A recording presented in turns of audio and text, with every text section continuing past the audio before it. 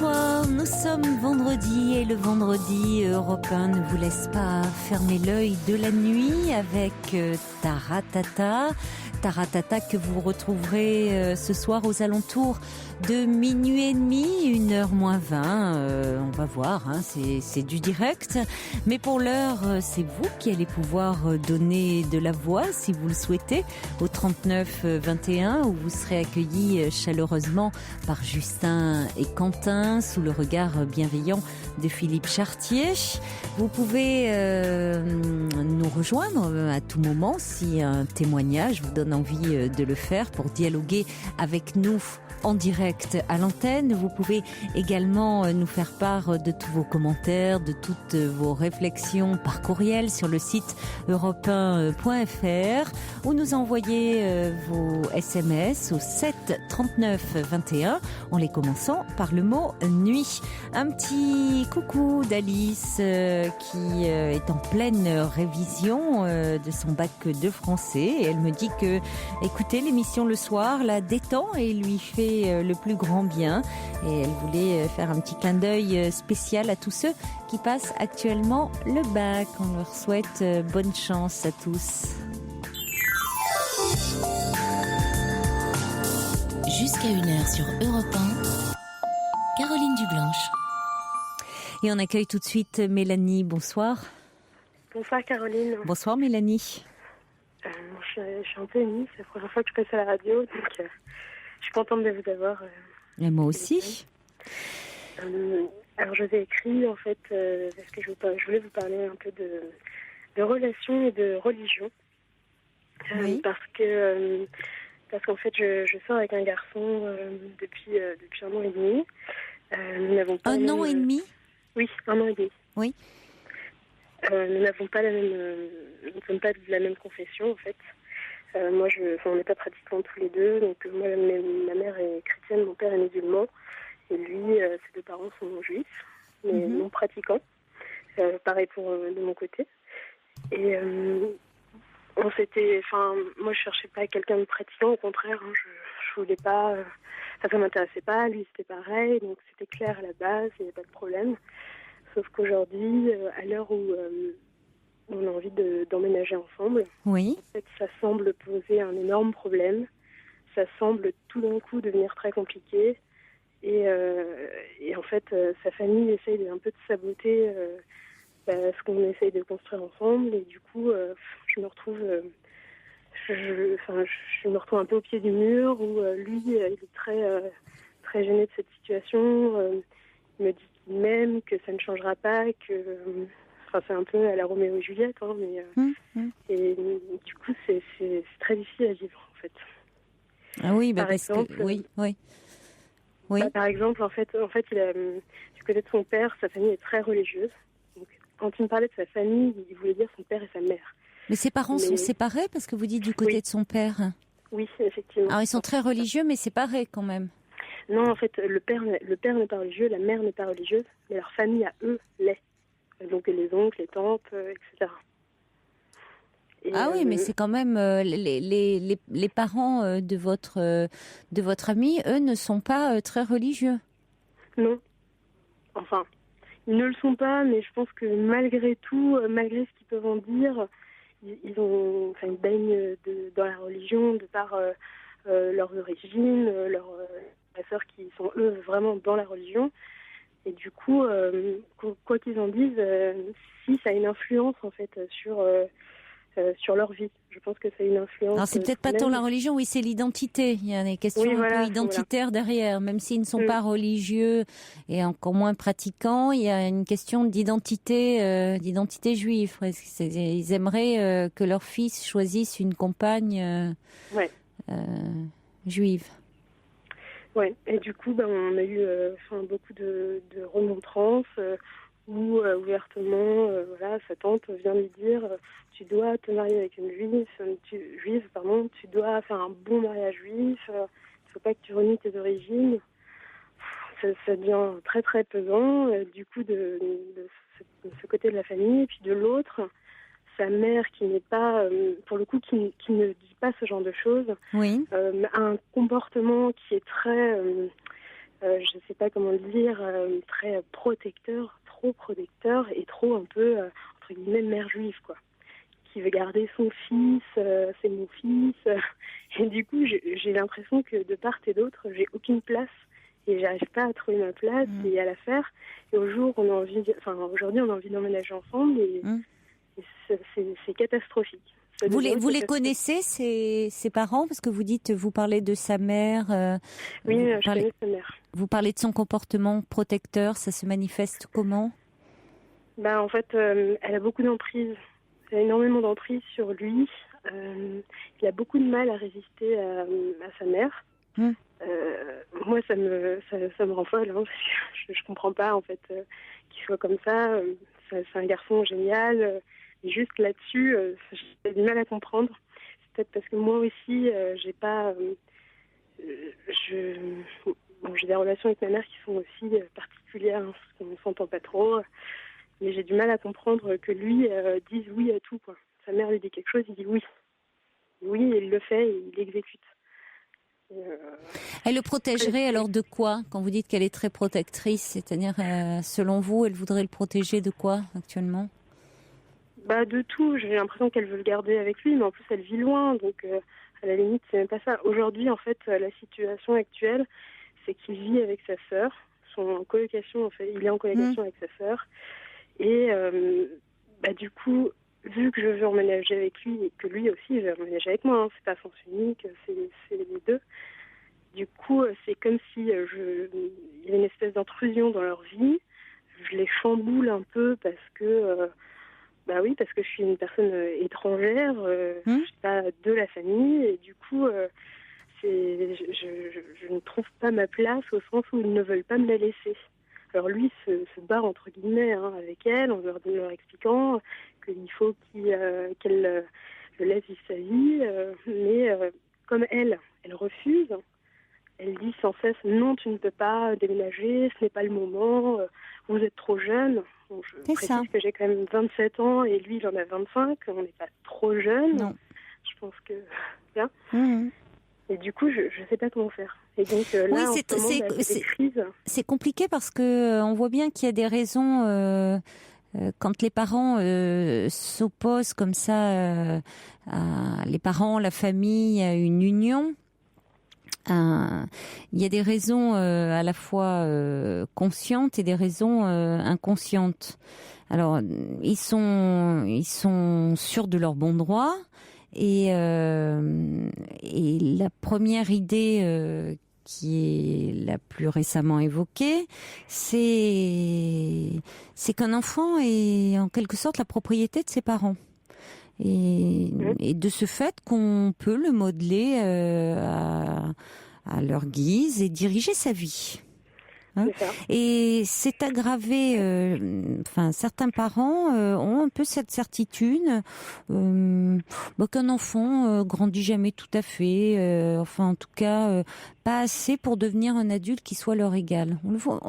On l'entend, des parents restent toujours l'idée que même un enfant alors vous avez 25 et 27 ans, mais on voit dans des familles des gens même plus âgés, au prétexte que vis-à-vis de leurs parents, ils ne sont jamais adultes. Ils ont 40 ans, mais vis-à-vis de leurs parents, ils ne sont toujours pas adultes. Je pense que c'est un peu comme ça que ça fonctionne dans sa famille. Et c'est là que la mère voit les choses, en tout cas. Et c'est là finalement quand on voit on aurait beaucoup de choses à apprendre quand on considère, voyez, dans nos sociétés dites civilisées par rapport aux sociétés dites primitives, qui elles ont des rites d'initiation et qui marquent clairement le passage à l'âge adulte. Une fois que les jeunes garçons et les jeunes filles passent à l'âge adulte, on les laisse tranquilles, on les respecte en tant que tels. Là, nous, dans nos sociétés, c'est vraiment pas si clair. Il y a des raisons conscientes, mais il y a des raisons plus inconscientes. Et ça,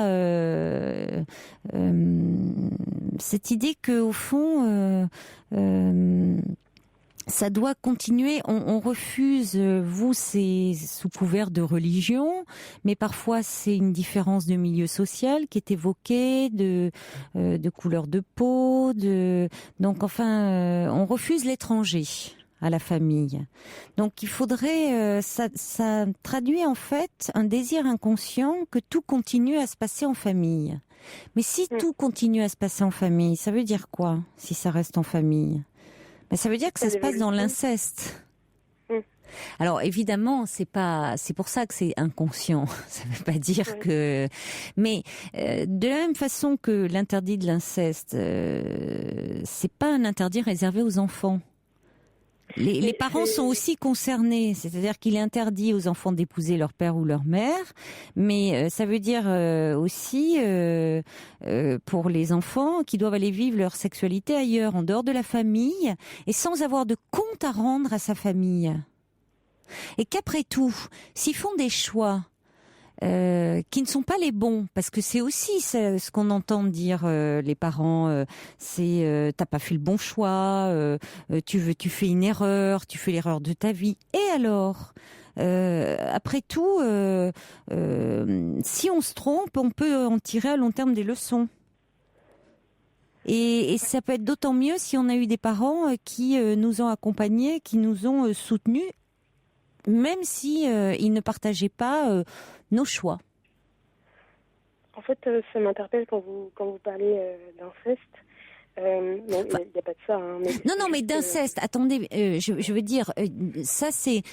Je dis souvent derrière, c'est le refus de l'autre, de l'étranger. On est dans des raisons inconscientes, hein, c'est-à-dire, oui, je dis sûr. pas, vous voyez, je dis pas qu'il y a ce n'est pas des situations d'inceste avérées, mais oui, il y a quelque chose de difficulté à sortir de. Libéré de. Oui, voilà. En fait, la situation actuelle, c'est qu'il vit donc avec sa sœur. Et que j'ai l'impression qu'il y a une espèce de relation incestueuse en ça, parce que elle, sans vraiment le vouloir et sans, je pense, le comprendre, moi, de mon point de vue extérieur, je trouve qu'elle prend ma place et qu'elle se comporte comme sa femme. C'est très dérangeant, parce que moi, je le vois et je pense que ni lui ni elle ne le voient. Moi, je lui dis, par exemple, quand il rentre le soir, bon, c'est des choses simples, hein, mais elle lui fait à manger, elle lui prépare sa petite assiette, elle lui fait son linge. Bon, c'est pas très grave, mais c'est juste que c'est une somme de toutes petites choses où on se rend compte que petit à petit, j'ai l'impression qu'elle essaye, enfin, sans vouloir, c'est vraiment conscient, mais de me voler ma place. Ça veut pas dire que j'ai envie de faire son linge, hein, mais juste, elle prend son rôle, enfin, un rôle de femme, comme si elle était sa femme. Alors, il y a quelque chose qui m'a frappée, donc parce que bon, j'habite la moitié du temps avec lui quand même. Il y a un truc qui m'a frappée, c'est dans la salle de bain en fait, il y a un porte-manteau et pour ne pas mélanger les serviettes, un jour ça l'a ennuyée et du coup elle a marqué nos noms et elle a marqué mon nom à droite, son nom à gauche et elle au milieu. Et un jour, je suis sortie et je me suis juste dit, oui, symboliquement. Elle est au milieu de nous, quoi. Oui. Et voilà, c'est ça. C'est le problème, c'est qu'en fait, elle est là. Symboliquement, mais bien sûr, oui, vous avez raison. Elle est exactement au milieu, elle vous sépare. Oui, c'est ça. Ouais. Et du coup, on en a parlé, il a compris, en fait, ça. Oui. Et on s'est dit que oui, c'est vrai, pour le bien de tout le monde, que notre couple se passe bien et soit apaisé, on allait déménager. Oui, il faudrait que vous emménagiez dans un lieu à vous. Voilà. Mais c'est là où aussi ça bloque parce que lui, en fait, il m'a dit, comme ma sœur est fragile, enfin fragile, elle n'est pas fragile, hein, elle est juste réservée. Voilà. Il m'a dit, je préfère la prévenir avant, ne pas la mettre au pied du mur, c'est de la correction, bon, soit, il n'y a pas de problème. Donc il l'a prévenue au mois d'avril pour lui dire, au mois de juin, je mettrai mon préavis, ce qui nous laisse 3 mois pour chacun. Voilà, donc on est en avril, imaginez qu'il faut déménager en septembre. Donc je pense que ça va. Oui. Le temps est quand même super correct. Sachant qu'en plus, bon, même si c'est pas très agréable, son père a une maison pas très loin, dans la banlieue parisienne, avec une chambre pour l'accueillir, gratuitement. Donc c'est vraiment pas un souci, vraiment le logement. Et bien, c'était convenu. Et là, on arrive Donc c'était le début de semaine, il devait mettre son préavis et la mère et la sœur l'ont manipulé, lui ont retourné le cerveau et du coup il peut pas poser son préavis.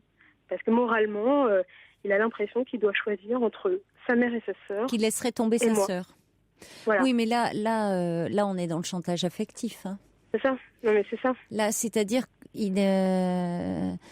comme s'il devait se prendre en charge sa sœur, ne pas l'abandonner, mais au détriment de sa vie amoureuse. Donc là, très clairement, il faut rester dans la famille. Il ne faut pas quitter la famille, il ne faut pas s'envoler de la famille. Et on voit bien que les femmes de la famille font bloc contre vous. Hein, il ne faut pas d'étrangères à la famille. Et il me dit des choses, il a utilisé un champ lexical que j'ai trouvé très violent et qui, pour moi, n'était pas du tout approprié. Il me dit, tu te rends compte, je suis en train de les trahir. Je vois pas en quoi il y a de trahison là-dedans. Il l'a prévenu. Mais il faudrait peut-être lui dire trahir qui? Trahir ta mère. Tu comptes quand même pas faire ta vie avec ta mère, et puis ta sœur, elle aussi, elle va à un moment. Tu comptes vivre toute ta vie avec ta sœur? Tu vas former un couple avec ta sœur? Il faudrait peut-être à un moment un petit peu le secouer aussi, vous voyez, de cette façon-là. Dire, mais qu'est-ce que tu veux dire finalement? Tu vas te marier avec ta sœur?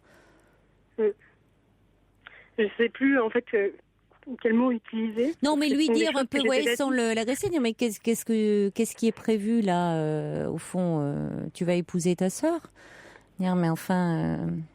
je suis déjà partie fâchée en leur disant mariez-vous bien, ayez de beaux enfants, voilà, parce que je savais plus comment dire les choses autrement.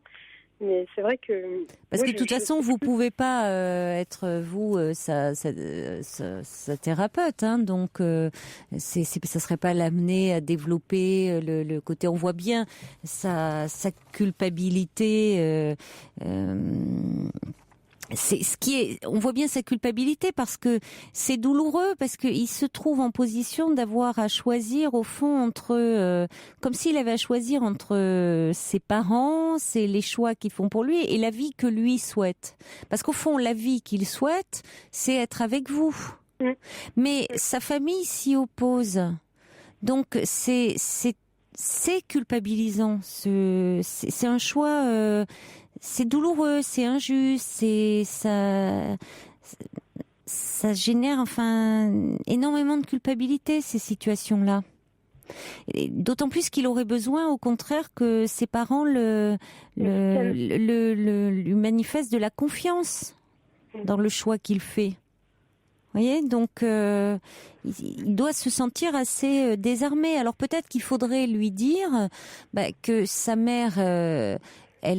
pourquoi elle veut autant le garder comme ça en pensant qu'il n'est pas prêt, qu'elle réalise pas qu'il a grandi, qu'elle le voit encore petit. Peut-être qu'il faudrait lui dire, elle te voit encore petit. Et puis ta sœur n'est peut-être pas aussi fragile que vous le pensez. Et ça pourrait être finalement une très bonne chose qu'elle puisse être sans toi, et vous seriez peut-être tous surpris, vous pourriez leur dire, de voir que elle est plus autonome que vous ne le pensez. Parce que qu'est-ce que ça veut dire au fond, ils restent, alors ils sont partis de chez papa et maman, mais maintenant ils vivent ensemble tous les deux. Vous voyez, comme si c'est la famille qui se prolonge. Ils sont partis parce qu'ils n'avaient pas le choix, parce que l'appartement familial était vendu, ils étaient obligés de partir. Donc quelque part, ils n'ont pas fait cette démarche volontaire de se dire, voilà, je vais prendre mon indépendance. Et en même temps, l'indépendance, elle n'y est pas vraiment, au sens où j'ai l'impression qu'ils sont encore chez leur mère, parce que tout se passe comme à la maison, chez les parents, quoi. Elle a quel âge, la sœur? Elle a mon âge. Oui. Oui, donc il y a une compétition d'autant plus rude. Voilà. Elle n'a pas de petite amie, elle? Eh bien si, justement, elle a un petit ami. Ah oui? Et comment il le vit, lui? Il parle pas. Comment? Il ne parle pas. Et lui, en fait, sa situation à elle, c'est qu'elle est actuellement au chômage, mais et qu'elle ne veut pas aller vivre chez son père. Bon, c'est un choix. C'est okay. Oui. Et elle pourrait pas vivre chez son petit ami? elle pourrait, mais bon, après, ils sont ensemble depuis moins d'un an, donc bon, ça me Oui, regarde mais pas. finalement, Je vais pas lui inventer cette non, solution. c'est pas à vous d'inventer sa vie. Mais vous savez, Mélanie, il faut peut-être dire que cette famille qui est là à vouloir protéger, hyper protéger, ne fait peut-être pas suffisamment confiance. En étant trop protecteur, ça ne permet pas aussi aux enfants adultes, hein, mais ça reste les enfants de ses parents là. De croire en leur capacité, et peut-être qu'ils leur font pas suffisamment confiance. Et dites bien à votre amie que sa sœur, elle a peut-être beaucoup plus de ressources qu'il ne le pense. Donc chacun pense protéger l'autre, et en se protégeant, ils finissent par s'étouffer mutuellement, et ils s'empêchent de vivre leur vie. Donc que de toute façon, lui, ce qui fait qu'il a ce sentiment de les trahir, c'est avant tout son sentiment de culpabilité. C'est sûr. Parce qu'il doit être assez malheureux de cette situation. Donc je crois qu'il faut parce que vous voyez, s'il a un peu ces deux, c'est-à-dire qu'il faut que vous arriviez, vous, si vous pouvez le faire, à dédramatiser un peu par l'humour, parce que c'est vrai que s'il a c'est sa mère, sa sœur qui lui mettent la pression de façon par une forme de chantage affectif, hein, c'est-à-dire parce qu'il y a beaucoup d'amour derrière, mais un amour étouffant. Or, la mère, l'amour maternel, pour qu'il soit structurant, il faut que la mère accepte de s'effacer au fur et à mesure, ce qui est absolument pas le cas. Si vous, qui l'aime également, vous lui mettez également la pression, il va craquer complètement. Hein. Ça va faire trop. Donc, je crois qu'il faut quand même préserver. C'est ce que j'ai fait, malgré moi, en fait, parce que moi aussi, je ne supportais plus tout ça, et du coup c'est vrai que je lui ai mis la pression en lui disant écoute, il y en a marre de se faire marcher sur les pieds, parce que sa mère et sa sœur l'ont appelé la veille de la supposée date du préavis, en le manipulant et en lui faisant repousser de 5 mois la date de préavis. Donc, enfin, c'est complètement absurde pour un déménagement, au lieu d'être en septembre, un déménagement en décembre. Enfin, juste moi, à un moment donné, j'ai pas accepté ça. Je lui ai dit écoute, ta vie, c'est toi qui l'amènes, c'est toi qui prends tes décisions. On avait pris une décision ensemble, une décision de couple. Et là, il y a ta mère et ta sœur qui viennent intervenir dans notre décision, qui finalement choisissent à notre place, notre vie. C'est pas... Enfin, moi, j'accepte pas. Et du coup, effectivement, c'est en ça que je lui ai mis la pression. Et comme je lui ai mis cette pression-là, sa sœur a vu ça. Et de l'autre côté, pour, entre guillemets, riposter, elle lui dit écoute, je ne mettrai pas mon préavis, comme ça tu es bien bloqué, tu ne peux rien faire parce qu'il n'y a qu'un seul bail, voilà, donc il est bloqué, et elle lui dit et en plus comme tu m'embêtes, enfin il l'embête pas, hein, mais comme tu m'embêtes parce que tu veux partir, je te demanderai, voilà, ça devient scandaleux, 1 000 euros tu devras me verser 1 000 euros pour préjudice moral. Bon, écoutez, il n'y a pas de 1 000 euros, quoi. Hein. S'il veut partir, il peut partir, hein. Dans les faits, hein.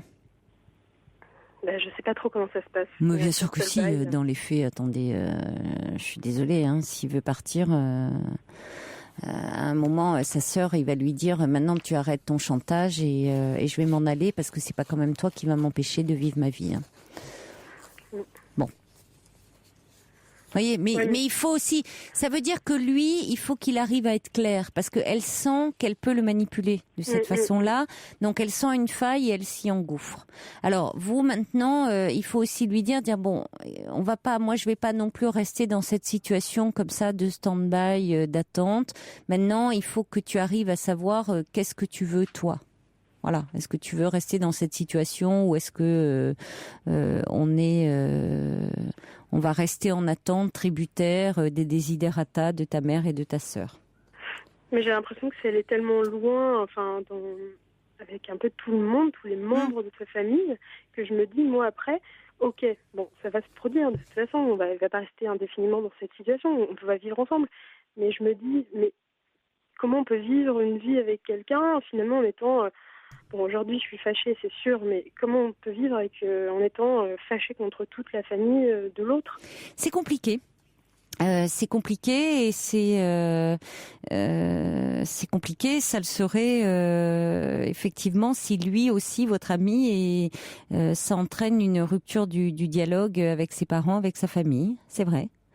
C'est pas simple. Parce que là, j'ai plus du tout. Bon, vous n'en êtes pas là. Vous n'en êtes pas là, Mélanie. Il n'est pas dans une rupture de dialogue avec sa famille. Ça pourrait arriver. C'est une perspective envisagée. Il y a des couples qui, malgré tout, arrivent à se construire comme ça.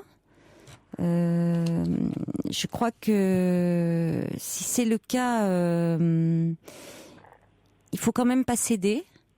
Il faut essayer parce que c'est de votre vie dont il s'agit. Quand c'est possible, bien sûr qu'il faut essayer de parler avec les parents, mais s'ils ne veulent pas comprendre... alors là, je crois qu'il y a quand même quelque chose où ils essayent de retarder un peu, parce qu'ils voient qu'ils seraient prêts à s'envoler avec vous, donc ils essayent de retarder, mais ils ne sont pas dans la perspective d'une rupture du lien. Ils n'en sont pas quand même à ce point-là avec vous. Donc n'anticipez pas trop. Entre eux et leur fils. Bon, que vous leur en vouliez, c'est une chose. Maintenant, bon, là, pour vous, la finalité, c'est d'arriver à préserver votre relation de couple. Pour ça, il faudrait que votre ami s'affirme davantage. Je vais vous lire quelques mails pour conclure. Chaudron de la Barque dit: lorsque le poids de la famille est à ce point écrasant, le contexte incestuel fait que l'arrivée d'un nouveau membre est perçue comme une intrusion. Assurez-vous que votre ami est clairement décidé et prêt à construire une relation à vos côtés, sans forcément demander l'avis de la matrone qui semble clairement castratrice. Prenez garde que votre couple ne subisse pas les dommages collatéraux de cette relation familiale très écrasante. Et puis Isaac qui dit: je suis toujours surpris d'entendre que la religion est source de dissension et de conflits, alors que le message original des religions monothéistes est un message d'amour et de partage. Seulement voilà, on a parfois tendance à oublier ces messages originaux et c'est regrettable. Vous êtes amoureuse de ce garçon, vivez pleinement votre amour et incitez votre ami à ne pas se laisser ronger par le poids de la famille qui peut parfois être destructeur. Montrez-lui qu'il doit prendre le temps de construire votre relation sans avoir nécessairement recours à l'avis de ses parents. Consolidez votre relation de couple et ne vous laissez pas perturber par cette omniprésence familiale qui, à court terme, pourrait s'avérer destructrice pour votre couple. Très bon courage à vous. Et puis Moon dit: il semblerait que votre ami n'ait jamais eu l'opportunité de faire ses propres choix. Comment pourra-t-il se consacrer à la construction de votre couple? Apparemment, les parents de votre ami ont fait des enfants pour les garder auprès d'eux ad vitam aeternam, ce qui rend le passage aux responsabilités adultes très difficile. Il vous faudra trouver une échappatoire afin de réussir à préserver votre couple, sans quoi le poids écrasant des parents aura raison de votre relation. Alors, il y a également quelqu'un qui dit qu'il faudrait peut-être emménager, c'est Jules qui s'est habité dans une ville mais assez distante de la famille pour être un petit peu tranquille. Et puis quelqu'un me dit: mon mari a un père qui m'a qualifié de zinzin la première fois qu'il m'a vu. Je m'en fiche, mon mari m'aime et en a profité pour dire ses vérités à sa famille. Un message qui dit: votre ami me semble dominé par sa mère, dominé par sa sœur, dominé par son identité culturelle et religieuse de sa famille. Ça fait beaucoup. Bon, en même temps, il n'a que 25 ans. Il faudrait qu'il apprenne un peu à s'émanciper de son histoire familiale et pour ça, oui, s'affirmer, c'est aussi comme ça que l'on grandit finalement. Et vous pouvez l'y aider. Je l'espère pour vous deux. Je l'espère aussi. Bon courage, Mélanie. Merci beaucoup. Au revoir. Au revoir. Pour parler à Caroline Dublanche, appelez le 39 21 34 centimes les minutes.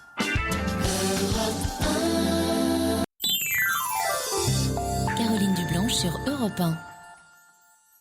Oui, alors je reçois un petit message d'Anna au 739-21 qui me dit oui, la judéité se transmet par la mère, donc c'est le fait que la mère des enfants n'est pas juive, voilà le risque de ne pas avoir des enfants reconnus comme juifs, nous dit Anna, d'où dans des familles religieuses la difficulté dans ce qui peut se poser. Alors Mélanie nous disait que les parents de son ami n'étaient pas religieux, mais qu'ils étaient dans une famille religieuse. Et puis, il y a une identité, parfois sans être religieux, il y a cette identité quand même, juive, le fait de le conserver. Et c'est vrai que ça se transmet par la mère. Donc, ça peut effectivement jouer. Vous avez raison, Anna. On va accueillir maintenant Nicole. Bonsoir. Bonsoir, Caroline. Bonsoir, Nicole. Voilà. Je suis veuve depuis 3 ans. Oui. Et j'ai rencontré, 1 an et demi après, j'ai rencontré un homme. Bon, je suis allée danser. Mon frère, comme j'avais fait une grosse dépression, j'avais énormément. Mon frère m'a dit, tu vas sortir. Il m'a emmené danser. J'ai rencontré un homme qui était marié, mais très libre. Je l'ai fréquenté 1 an et demi. Et puis bon, on a une éducation. Marié mais très libre, marié mais très libre, c'est paradoxal très libre, ça. Parce que il a une femme qui est formidable. Elle le laisse partir du vendredi au lundi. Il le laisse danser. Bon, évidemment, il y avait un petit peu de brouille dans le couple, mais lui, il dansait. Il a toujours fait ça. Et donc, il venait vivre le week-end chez moi. Ça se passait très bien. Bon, nous avons reçu une éducation et ma famille n'approuvait pas, donc j'ai interrompu.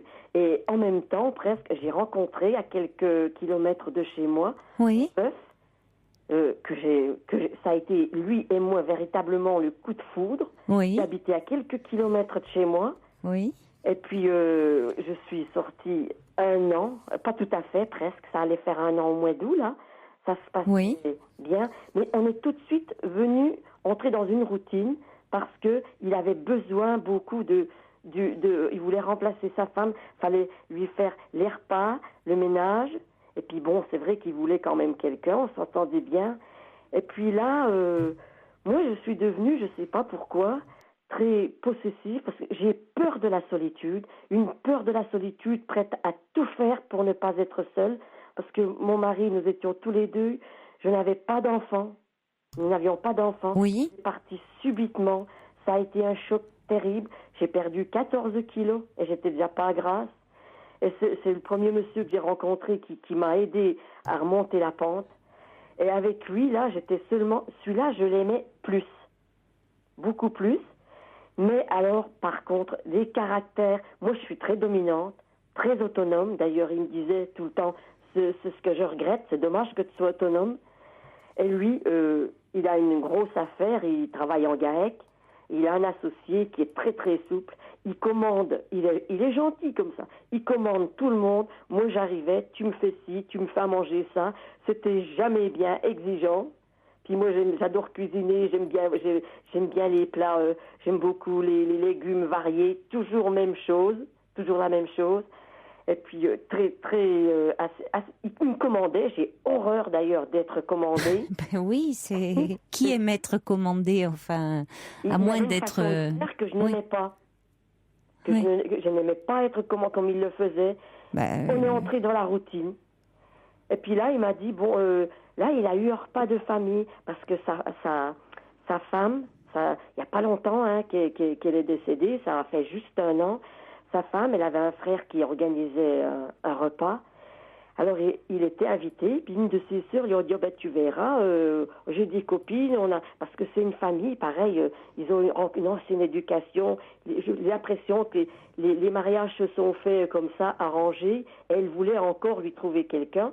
Lui, il m'a amené chez elle. Mais bon, comme j'étais pas la bienvenue, étant donné que c'était quand même un repas, parce que la femme de mon copain, là, c'était son frère qui faisait le repas. Alors ça, évidemment, donc je suis pas allée, mais je lui ai dit si tu y vas, moi parce que j'adore danser, et lui n'a plus voulu. Il m'a dit je ne veux pas que tu sortes parce que les copains, les gens vont dire la copine à un tel, elle sort, parce que pour lui les gens qui sortent le samedi soir, il aime pas trop ça. Moi j'adore danser.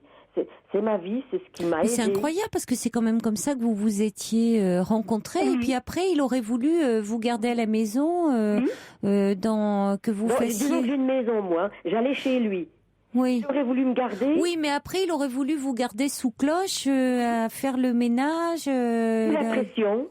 Mais il m'a voir quand il voulait, vous voyez. Alors moi j'ai dit je te préviens, si tu vas au repas, moi je vais danser avec les copines, parce que les copines étaient navrées. Elles me disent c'est pas possible, il ne fait pas un effort, il ne sort pas. Alors vous comprenez, lui, il rencontre beaucoup de gens là dans son travail. C'est vétérinaire, c'est représentant, c'est des jolies femmes aussi. Hein. Puis je suis assez possessive du fait que je suis toute seule. J'ai tellement peur de la solitude. Je suis devenue jalouse, c'est vrai, et possessive. Mais jalouse, je suis venue jalouse des gens qui rencontraient lui. Et moi, je ne voyais plus personne. Je me suis sentie aigrie. Les nerfs ont pris le dessus et je suis devenue possessive et jalouse. Et c'est vrai qu'il m'a laissé 3 chances. Ça a cassé 3 fois. Et là, il m'a dit, moi, c'est fini. Tu m'as mis la pression et tout. Mais il m'appelle tous les soirs. Tous les soirs, il m'appelle. Il veut plus. Il me voudrait en ami. Parce qu'il m'a dit que je suis plus gentille quand j'ai le rôle, quand je suis une amie auprès de lui. Il m'a dit que j'étais invivable, insupportable, dominante, perso. Et lui, je vais vous assurer, les défauts là, il les a aussi. Hein. Bon, il a 2 bons enfants, hein, des enfants qui sont... Mais alors, dites-moi, avec ce tableau, vous continuez en même temps à vous parler tous les soirs. Oui, mais... je vais vous dire, je vous interromps, excusez-moi. Hier soir, il est venu me voir. Oui. Il est venu sans me prévenir, sans rien. Il est venu. Je lui ai dit, t'es venu chercher des papiers. Non, je viens. Il est venu. Il m'a dit, viens, on va parler, on va faire le tour du village. J'étais à ses côtés, pas pouvoir l'embrasser, rien, comme deux copains. Je vous dirai, Caroline, je n'ai pas dormi de la nuit. Pourquoi? Parce que c'est terrible, ça, d'avoir quelqu'un qu'on aime à ses côtés et qui parce vous que prend en ami. vous avez encore des sentiments, vous. Oui. Mais pourtant, je vais vous dire une chose, oui. maintenant que je ne lui fais plus à manger, que je fais plus le ménage, que je ne le vois presque plus, je l'aime, je me rends compte que je l'aime là maintenant. Oh mais Nicole, vous avez vu le tableau que vous me dressez de cet homme? Oui. Vous l'aimez quand vous l'avez pas à vos côtés. Mais je veux dire, je suis une curieuse femme. J'ai l'art, j'ai un frère qui doit m'écouter là. J'ai l'art de me mettre dans des situations compliquées. Oui, ça certainement. Regardez, oui, mais Nicole, vous l'aimez quand il est loin de vous. Parce que quand il était près de vous, finalement, vous n'étiez pas bien. Quand même, hein. Il n'y a pas de poids de mesure, je l'aime. Mais oui, mais un soir, je remontais de chez mes parents. Ah oui, t'as été chez tout, tu t'en fiches, t'as eu à manger. Moi, j'ai rien, tout. Ah, les pâtes, elles sont pas assez cuites. Je voudrais 2 œufs, exigeant tout. Je me suis fâchée et tout est parti. Oui, mais Nicole, est-ce que ma mère, ma maman cuisine très bien et tout. On y est allé une fois. Ta maman, elle me fait bien à manger et tout. J'offrirai des fleurs à ta mère parce qu'elle me fait à manger. Vous voyez le genre. Il est macho. Oui. C'est un macho. Macho. Oui, je trouve. Et puis, je suis assez jalouse parce qu'il y en a beaucoup qui m'ont dit, oh, attention, ceci, cela. C'est vrai que il a quand même je l'ai quand même un peu étouffé. J'ai pas confiance. J'ai pas eu confiance et ça, je pense que ça a brisé beaucoup. Ah oui, ça peut-être. Bon, mais peut-être que vous seriez de meilleurs amis que de meilleurs amants. Voilà. Après tout. Oui. Ça serait peut-être pas mal de l'avoir comme ami. Ce que je voulais vous demander, de meilleurs amis. Mais quand il va rencontrer quelqu'un, j'aurai plus d'amis. Et j'ai toujours peur de cette solitude. Ah oui. Je me dis, est-ce qu'il vaudrait pas mieux que je casse? Alors si je casse tout de suite, que je romps définitivement. Attendez, peut-être que vous aussi vous allez rencontrer quelqu'un. Pourquoi il y aurait que lui qui rencontrerait quelqu'un en attendant? Vous pouvez le voir, puisque vous aimez, vous pouvez le voir passer des moments comme ça avec lui, et puis vous pouvez comme ça retourner danser. Vous aimez bien danser? Ah, il me laisse. Ce soir, hier et ce soir. Oui, mais c'est ça, vous retournez danser, vous considérez que vous êtes à nouveau disponible et à ce moment-là, vous pouvez à nouveau rencontrer un homme qui va vous plaire. Ah, bah que Dieu vous entende. Mais c'est vrai. Mais bon, c'est vrai qu'en ce moment, je vais retourner danser demain soir. Les copines m'ont dit tu viens, mais je l'aime. Et il m'a appelé ce soir et j'avais dit écoute, je t'ai vu hier soir, j'ai souffert terriblement. J'aimerais mieux qu'on se voit pas, qu'on ne se voit plus parce que moi je souffre. Je lui dis toi évidemment, c'est à moins de sentiments. Mais il me dit si, moi je t'aime encore. Oui, c'est compliqué. Qu'est-ce que tu veux, t'es impossible. Eh bien, à ce moment-là, peut-être que vous pouvez vous voir, mais il a quand même certainement des sentiments pour vous, parce que sinon il ne vous appellerait pas tous les soirs comme il le fait. Mais peut-être à vous aussi d'essayer d'être moins possessif que vous ne l'avez été, et puis de vous voir peut-être un peu moins dans le quotidien que vous ne l'avez fait, quoi. Hein, ces histoires de pas trop cuite, de tout ça, c'est de pas fonctionner comme un vieux couple alors que vous connaissez seulement depuis un an. Et vous aussi, bon, vous avez conscience, vous êtes lucide, hein, que vous étiez comme ça, vous deveniez hyper jalouse, possessive. Eh bien, après tout, lui dire, le laisser un peu libre de mener sa vie, comme il entendait, parce que ne vous dévalorisez pas par rapport aux autres femmes. C'est pas parce qu'il rencontre des femmes que forcément ces femmes sont mieux que vous, et que ça ne vous empêche pas, vous, parce que vous êtes avec cet homme. Si vous avez envie d'aller danser avec vos amis, bien, vous y allez. Il n'a pas à vous empêcher non plus, parce qu'il peut pas vous reprocher d'un côté d'être possessive, et puis de l'autre, vous interdire vous d'aller danser. Ah, écoutez, vous savez, je suis vraiment contente de vous, Caroline, parce que je vais lui dire ça, parce que ce soir il m'a dit tu vas te faire belle demain, c'est vrai, tu vas danser. Oui. Je t'appellerai avant de partir, qu'il m'a dit. Eh ben voilà, faites le bisquet un peu. Et vous savez ce qu'il m'a dit? Il m'a dit, mais il va y avoir les copains là-bas. Très bien, oui, vous lui dites, alors vous lui dites, il y aura certainement du monde, et puis oui, j'adore aller danser, évidemment. Parce que vous voyez, lui, il a le droit d'avoir ses copains, il aime bien aussi les femmes de ses copains. Je dis pas que, il dit oui, il faut toujours le pire. Mais ça veut dire que si vous voyez uniquement comme une copine, il n'aurait pas ces pointes de jalousie. Donc, bon, vous n'en rajoutez pas trop, mais dire, oui, je vais danser, évidemment, quand je vais danser, j'y vais pas comme une souillon. Alors ce soir, il m'a téléphoné et il me dit je me suis souciée demain dimanche, parce qu'il m'avait dit je viendrai peut-être pas. Et là il sait que je sors. Il m'a dit dimanche je viendrai parce que tu as du matériel qui est sous la pluie. Est-ce qu'il y a des bâches? Est-ce qu'il y a ci? Est-ce qu'il y a ça? Il s'inquiète et j'achèterai ce qu'il faut. Je mangerai avec toi. Mais moi je suis heureuse parce que je serai pas seule. Mais je me dis il faut peut-être que je me contienne, il faut que je me le sorte de la tête quand même. Il faut que je me dirige quand même vers une amie. Mais c'est-à-dire, je pense qu'il se protège aussi de cette façon-là. Mais quand vous soyez un peu moins, ne l'étouffez pas. Et quand il faudrait mieux il faudrait peut-être mieux que je lui cache mes sentiments maintenant, non? Ah oui, vous en parlez moins, ça c'est clair. Vous ne les évoquez pas. Ah oui. Vous ne les évoquez pas et vous montrez, vous allez danser, ou vous ne lui parlez pas trop. Aujourd'hui, vous êtes, comme il vous dit, vous êtes amis. Oui, vous êtes amis. Oui. Donc que ça le pique un petit peu au vif, et après tout, c'est peut-être lui qui peut revenir vers vous, qui sait. Mais il faudra, que vous preniez un petit peu sur vous, sinon vous allez retomber dans les mêmes travers. Hein. Bon, bonne chance, Nicole, alors. Au revoir. Pour intervenir dans l'émission, appelez le 39 21 34 centimes la minute. Rococo, Honeymoon in Jail.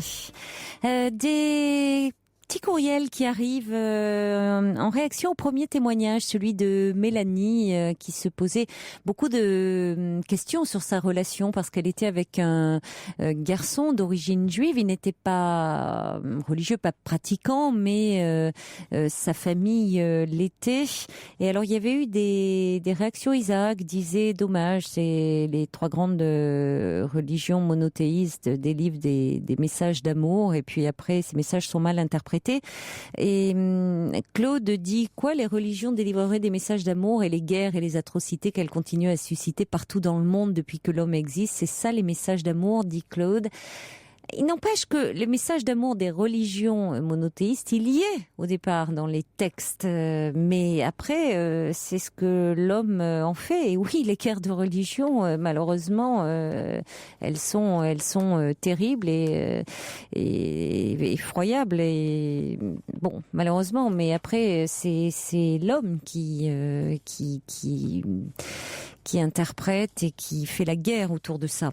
Et puis il y a Francis qui dit: moi j'ai pas envie que la culture religieuse que j'ai reçue et que je n'ai pas demandé décide pour moi de ma vie, de ce que je dois faire de mon corps ou de ce que je dois penser de l'au-delà. On va maintenant accueillir Caroline. Bonsoir Caroline. Bonsoir. Bonsoir. Déjà, je suis contente de vous parler. Je vous écoute très régulièrement.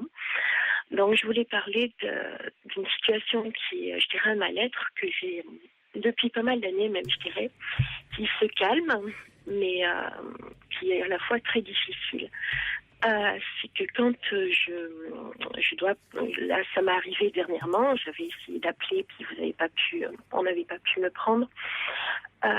Quand je dois partir de chez moi, oui.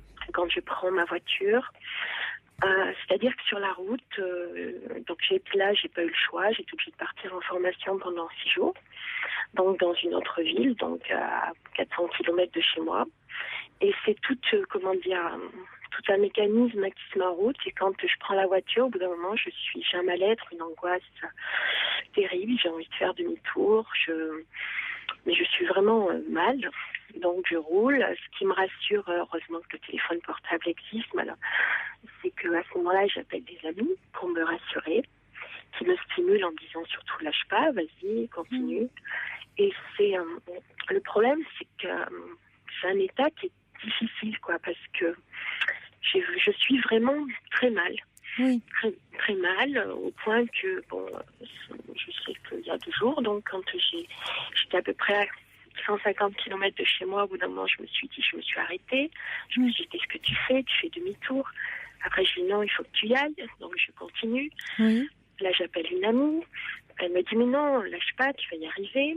Donc, après, voilà. Et puis, je suis même à sortir de l'autoroute parce que j'ai des appréhensions. Et puis, à même pleurer, à me mettre à pleurer. Et puis, après, à repartir. Me restimuler en disant, bon, ça va aller. Et c'est vrai que ça fait pas mal d'années que ça me fait ça. Ça a commencé quand J'ai jamais réussi. Je cherche. Oui, qu'il n'y a pas quelque chose qui a déclenché ça Je cherche. Comment vraiment. ça a démarré? Quand ça a démarré? Vous vous souvenez pas dans quel Ce qui s'est passé, c'est qu'il y a pas mal d'années en arrière, c'est vrai que j'ai commencé à avoir des crises d'angoisse quand une fois je me suis retrouvée à l'étranger comme ça. Oui. Avoir une crise voilà. Et après, ça a passé. Oui. Et puis, après, c'est vrai que j'ai perdu mon papa d'un accident de voiture il y a pas mal d'années. Et c'est vrai que ça a amplifié mon mal-être, quoi, mes crises d'angoisse.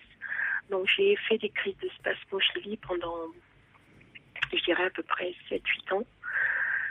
J'ai réussi à en sortir. Et je pense que c'est ce qui me reste un petit peu. Je pense que j'ai un terrain un peu fragile. Mais ce qui m'ennuie, c'est ça, c'est quand je pars, je me retrouve dans un lieu loin de chez moi. Oui. Je suis pas bien. Et je suis pas bien et j'ai besoin d'être rassurée.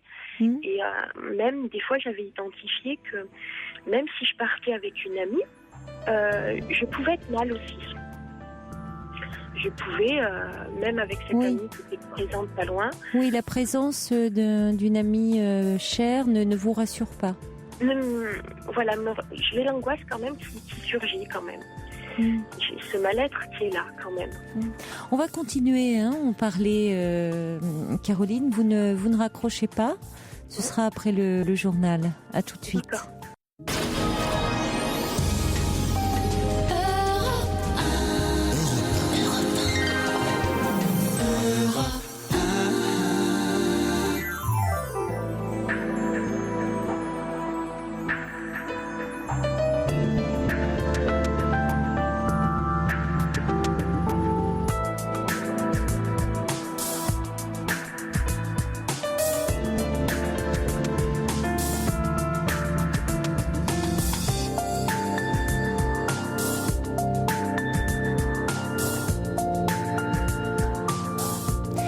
sommes ensemble et en direct pour environ 20 minutes, 25 minutes. Taratata commence aux alentours de minuit 35.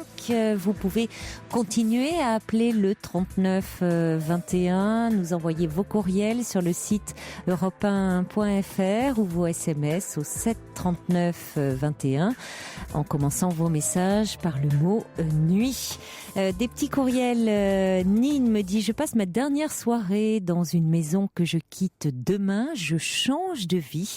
Je suis dans mes cartons et quel plaisir de vous écouter en direct car je ne le fais qu'en podcast d'habitude. Bonne soirée à vous car moi c'est libre antenne à tue-tête dans la Casbah. Eh bien, plein de belles choses pour ce changement de vie, ma chère Nine.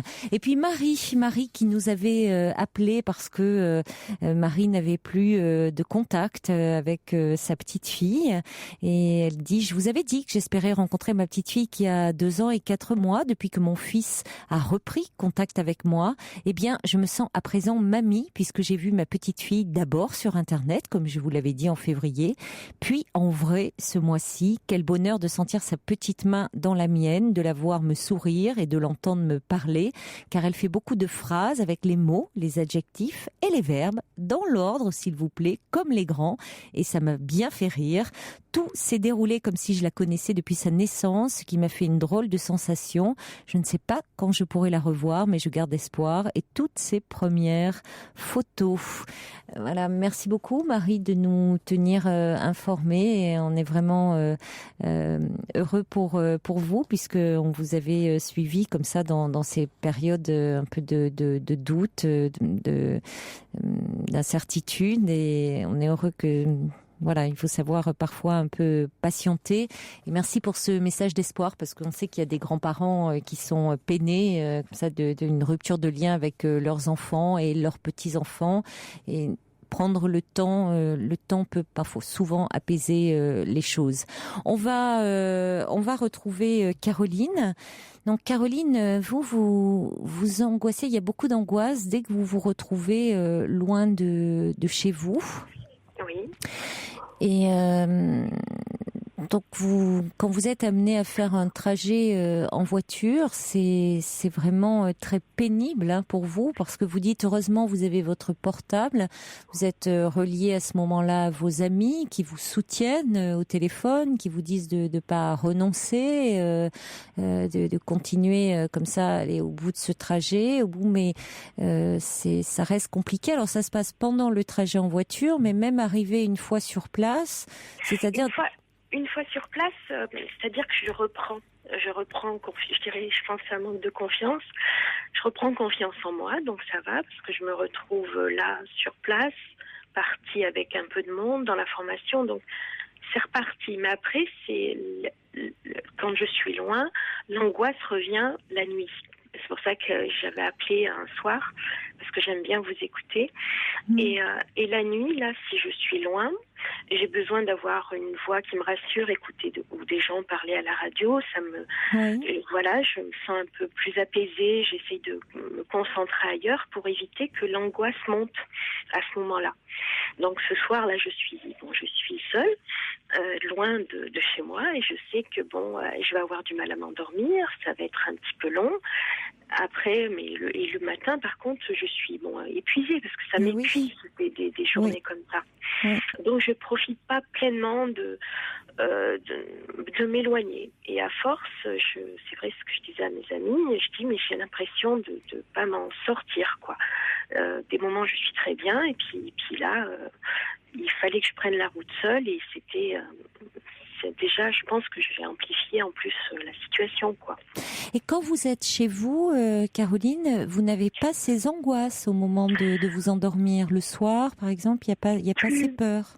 Plus du tout, parce que j'ai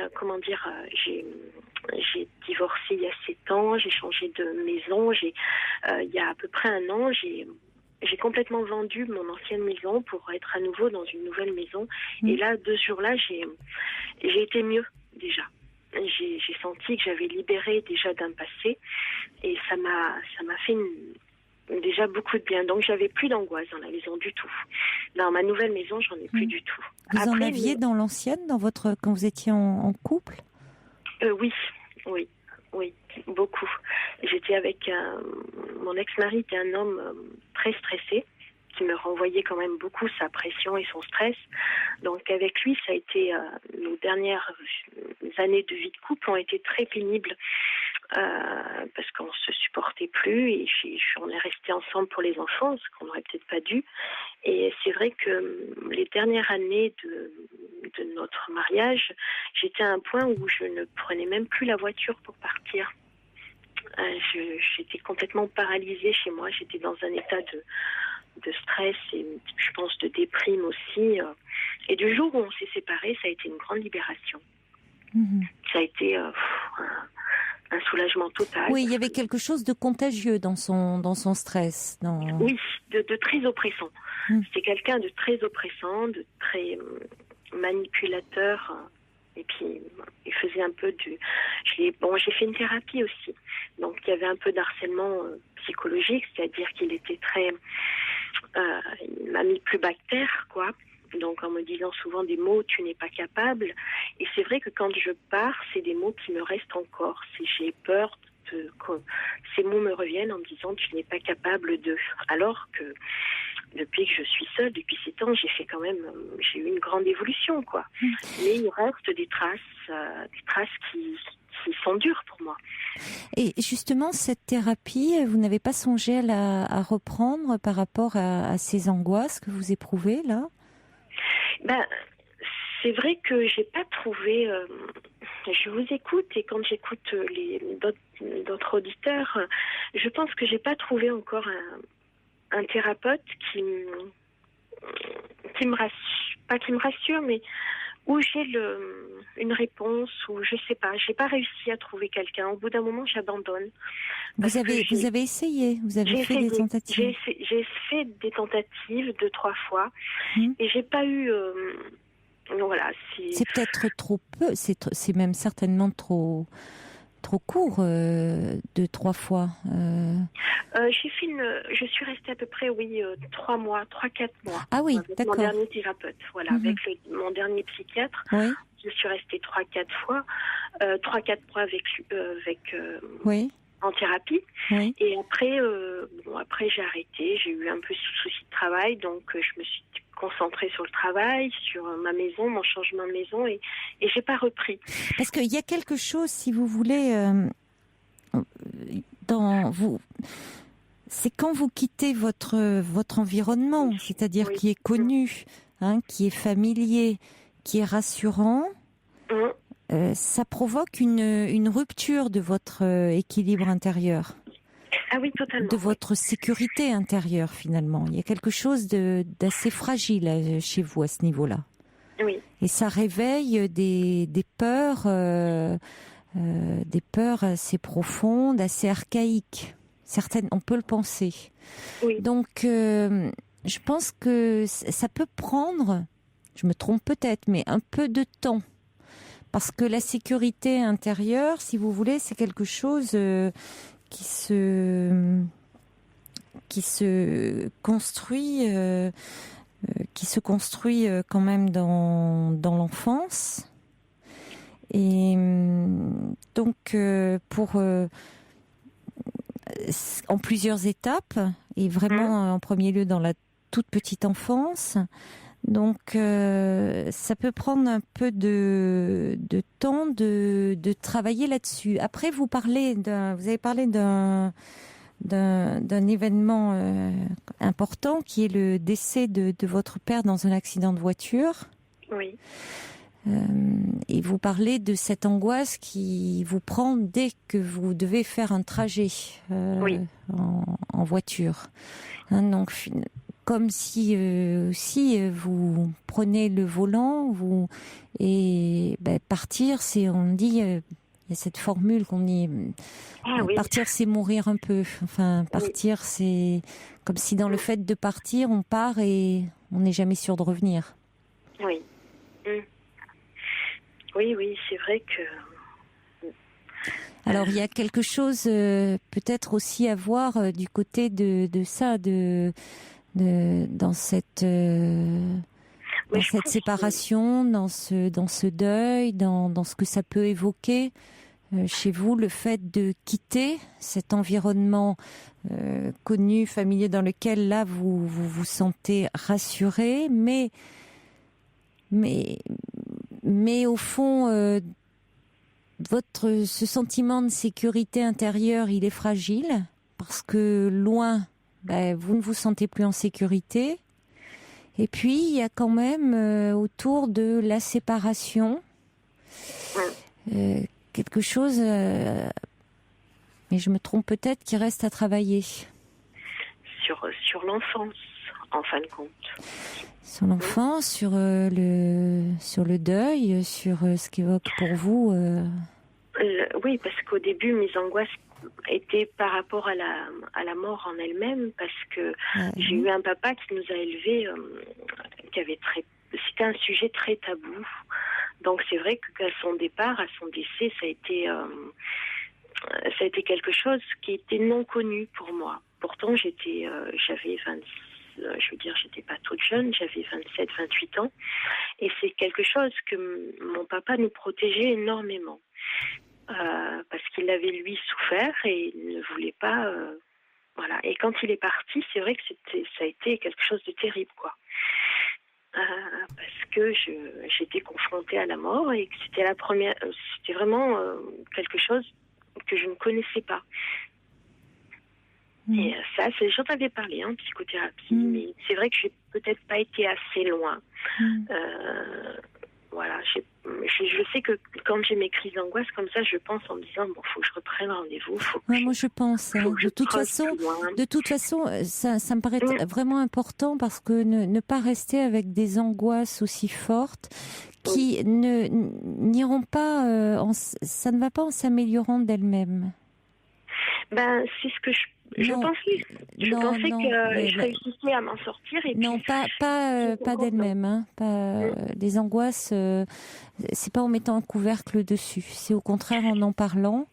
Et puis peut-être en ayant un petit traitement. Alors sur la route, évidemment, on peut pas vous donner quelque chose qui vous endort. Hein, mais on peut vous donner quelque chose d'un peu léger. Qui vous permet d'être moins angoissé, ou en tout cas quand vous arrivez sur place, au moins sur l'endroit où vous êtes, qui vous apaise un petit peu. Oui. Mais allez vraiment en parler parce que c'est dommage de rester aussi oppressé. Hein, je me suis rendu compte. Ouais. Oui. Bon courage. Merci bien. Bon courage, Caroline. Au revoir. Au revoir. Pour parler à Caroline Dublanche, appelez le 39 21 34 centimes les minutes. Alors il y a Osiris qui me dit l'hypnose serait-elle une solution aux angoisses de Caroline ? Oui, une thérapie par hypnose, mais je pense que Caroline a tout à fait la faculté aussi de pouvoir parler, élaborer autour de ce qu'elle vit et de ce qu'elle ressent. Bonsoir Elisatis. Allô, Caroline ? Oui, bonsoir. Excusez-moi, parce que je n'avais pas le téléphone j'avais à côté de moi, mais dans la précipitation. C'est pas grave, on vous entend bien. Bonsoir. On m'entend pas trop, je parle pas trop fort, ça va ? Non, on vous entend bien, il n'y a pas de souci. D'accord, je suis un peu stressée, hein. C'est la première fois, donc c'est vrai que, je suis un petit peu craqueuse. Mais ça va bien se passer, je vous en prie. Voilà. Oui, je voulais vous parler et apporter surtout mon témoignage, parce que j'ai eu un accident. Et voilà, il y a de ça, début mai, j'ai été brûlée par un accident domestique tout bête, ma gazinière, un brûleur qui ne fonctionnait mal. Et vous savez, les gestes automatiques, on allume un brûleur, on voit qu'il ne fonctionne pas, on l'éteint, on allume un autre. Oui. Je ne sais pas pourquoi, j'ai essayé à nouveau de l'allumer. Oui. Et une grande gerbe de flammes. Oh là là, oui. Oui, j'avais la tête légèrement penchée. Et puis, j'ai eu le feu carrément sur la tête. Au visage, oui, sur le visage. Pas sur le visage. Ça m'a pris carrément par le front. Et puis alors, tous les cheveux, je me suis vue dans la vitre de ma fenêtre, la tête en flamme. Et j'ai paniqué, évidemment. On panique. Mais il y a de quoi, oui. Il y a de quoi, on souffre, on panique. Et puis, j'ai eu un sursaut quand même d'aller dans ma salle de bain, de courir vite dans ma salle de bain et de prendre une serviette et de l'humidifier et puis d'étouffer le feu, quoi. Vous avez eu un très bon réflexe, oui. Oui, je m'étonne moi-même parce que on ne sait jamais comment on peut réagir. Oui, hein, non, oui. On peut pas prévoir ça. Hein, ce sont vraiment. Et donc j'ai appelé. J'ai même pas eu. Par contre, j'ai pas eu le réflexe d'appeler les urgences, l'ambulance et tout. J'ai appelé mon médecin. Et puis mon médecin est venu, il m'a dit oh là là, faut pas rester comme ça, il faut aller en ambulance. Bon ben voilà, c'est ce qui s'est fait. J'ai parti en ambulance et j'ai été au Grand Brûlé en réanimation. Ah oui. Et je suis restée au CHU, je peux le dire, à Bordeaux. Hein. Et puis, vraiment, c'est un bâtiment qui s'occupe des ORL et puis qui est spécifié dans les Grands Brûlés. Oui. Et je suis restée là-bas pendant un peu plus de 2 semaines, même 3 semaines. Mais j'étais vraiment... cet accident, c'est un accident de vie et ça m'a changé complètement. Dans quel sens ? Sur le plan psychologique, ma façon de penser, ma façon de concevoir, de voir les choses, de penser, je sais pas, c'était pour moi, ça a été un déclic, comme un déclic. C'est bizarre, hein, mais... Non, mais qu'est-ce que ça a modifié ? Chez moi, de toute façon, j'ai eu toujours... Je suis très seule. Je suis vraiment dans l'isolement et j'en souffre. D'ailleurs, j'ai été suivie et j'ai eu des dépressions à nombre de reprises parce que mon passé est très lourd en traumatisme, mais j'ai toujours rebondi. Mais il y a eu toujours des périodes où la solitude se fait encore plus sentir, les moments des fêtes, enfin bref, et je replonge en dépression. Mais je rebondis toujours. Oui. Oui. Et puis, disons que j'arrivais pas non plus à sortir. Vous savez, c'est un mélange d'agoraphobie et de phobie sociale. J'ai l'impression qu'on ne mérite pas de sortir, on ne mérite pas d'aller au cinéma seul, parce qu'on n'est pas assez bien pour ça. Enfin, vous voyez, en gros, c'est mon explication. C'est parce que, moi... Et cette épreuve, vous avez l'impression que ça vous a permis de passer un cap ? Ça vous a... Tout à fait. Parce qu'on arrive malheureusement, Taratata est un petit peu plus tôt. J'aurais aimé prolonger cet échange, mais on ne va pas pouvoir. Vous avez l'impression que ça vous a permis de dépasser un peu cette épreuve, tous ces blocages m'a fait sentir que j'existe. C'est bizarre. Oui. Hein. Non. Non. Il y a des accidents comme ça de la vie qui nous permettent de goûter le plaisir tout simplement d'être en vie. Et puis Merci. C'est dommage, j'aurais aimé en parler plus longuement, mais peut-être une autre fois, ou lundi ou la semaine prochaine, Elisatis, ou quand vous voudrez. Mais merci beaucoup et prenez soin de vous et savourez alors cette vie, vraiment. Oh, croyez-moi, merci Elisatis. Merci beaucoup de m'avoir prise. Merci Elisatis. Au revoir. Au revoir. Voilà, il est l'heure de nous quitter. Vous allez retrouver maintenant Nagui pour Taratata. Je vous souhaite un excellent week-end et nous serons là lundi. Au revoir, très belle nuit sur Europe 1.